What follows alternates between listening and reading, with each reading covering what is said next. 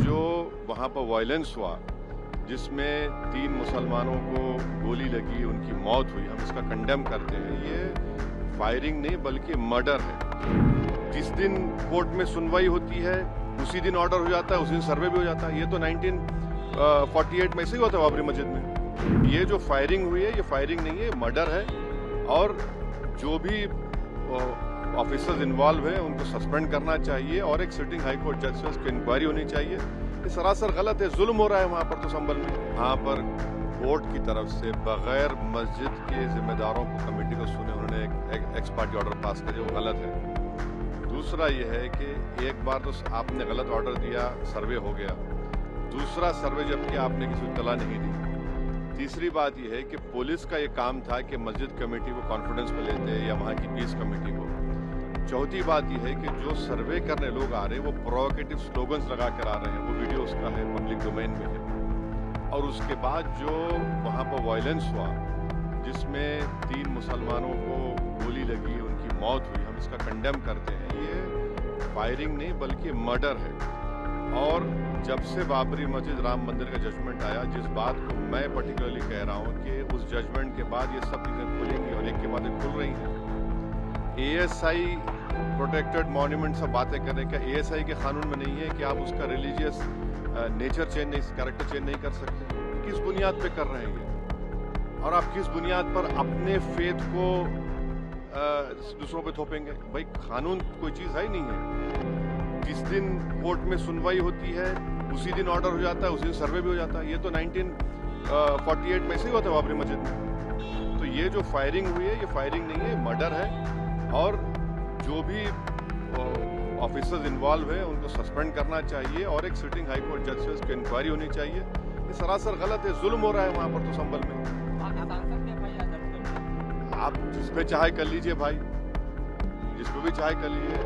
जज आप, जूरी आप, सब आप, तो बचेगा क्या फिर?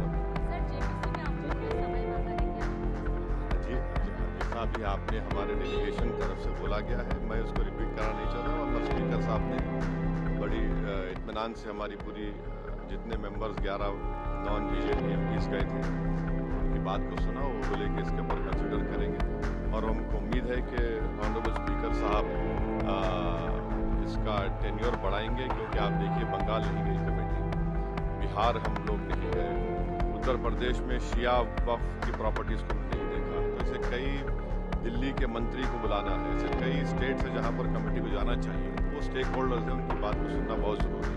सर, वक्फ बोर्ड अमेंडमेंट बिल को लेकर आप क्या सोचते हैं? क्योंकि लगातार सरकार की तरफ से यही कहा गया कि जो मुस्लिम जनता है उनके हित में, मुसलमान है उनकी। अभी ये कानून बना नहीं, आप देख लीजिए संभल में क्या हो गया। अभी ये कानून बना नहीं है। आप देख रहे हैं कि हर जगह पे बोल दिया जा रहा है कि नहीं, ये यहाँ पर 500 साल पहले मस्जिद नहीं थी। इस बिल में ये बिल आर्टिकल 26 का वायलेट करता है। ये संविधान के फंडामेंटल राइट का 26 का ग्रेव वायलेशन है। ये बिल कलेक्टर को इतने पावर्स दे रहा है कि कलेक्टर तय करेगा कि कौन सी वक्फ प्रॉपर्टी है नहीं है। ये कैसे होगा? कलेक्टर कैसा जज होगा अपने ही केस में? तीसरा, आप किस बुनियाद पर इस बिल में आप नॉन मुस्लिम को मेंबर बना रहे हैं? जितने धर्म की बुनियाद पर, चाहे वो हिंदू धर्म के एंडोमेंट बोर्ड्स हो, चाहे दिल्ली का SGPC हो या उसका एक्ट हो, या क्रिश्चियंस के जो भी उनके धर्म के संस्थाएं हैं, वहाँ पर तो कोई उसी धर्म का आदमी मेंबर बनता है। आप तो कंपलसरी स्टेट वक्फ बोर्ड में जहाँ पर 11 मुसलमान बनते थे वहाँ पर आप मेजॉरिटी नॉन मुस्लिम बनाना चाह रहे हैं। सेंट्रल वक्फ काउंसिल में मेजॉरिटी ऑफ नॉन मुस्लिम बनाना चाह रहे हैं। क्यों करना चाह रहे हैं आप? ये क्या मकसद है आपका?